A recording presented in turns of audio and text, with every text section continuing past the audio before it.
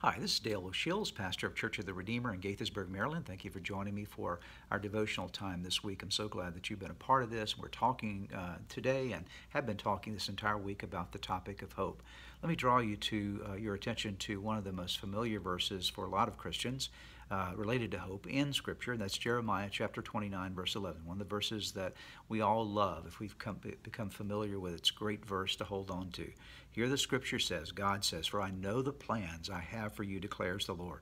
Plans to prosper you and not to harm you. Plans to give you hope and a future." Listen to this again. God says, I know the plans I have for your life. God says, I've got plans for your life. That's where it all starts, to realize that your life is not just random. Your life is not just going in some random direction. But actually, God, if you're following Him and seeking to follow Him, He has a plan for you, and that plan is to prosper you. And the word prosper means to bring the best to your life. It's not just about having lots of money and wealth and possessions and those kind of things and power and prestige. It's about really prosperity from a God's perspective is to be blessed. And blessing is not always what happens to us externally. It's what really starts with us internally.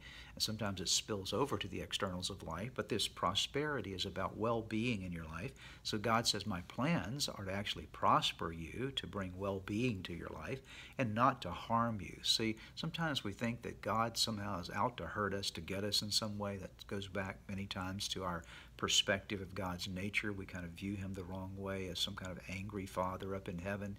Actually, He's not an angry father up in heaven. He's a loving Father up in heaven who looks down upon us and has plans to prosper and not to harm us, not to hurt us in any way. There's no fear in walking with God because He's not going to hurt you in any way. And then it says plans to give you hope and a future.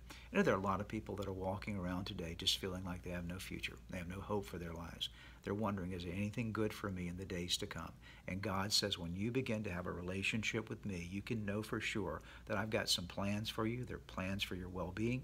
They're plans that will never harm you, and plans that actually allow you to have hope for your future, a hope and awareness that there's something ahead for you. So today I want you to grab hold of that reality that God does have a great plan for your life. Trust Him with that plan. Know that it's a good plan. It's to prosper you. It's to keep you from harm and to allow you to experience the hope and future He's ordained for your life. Trust in that. It actually builds hope in us and allows us to be hope builders in others.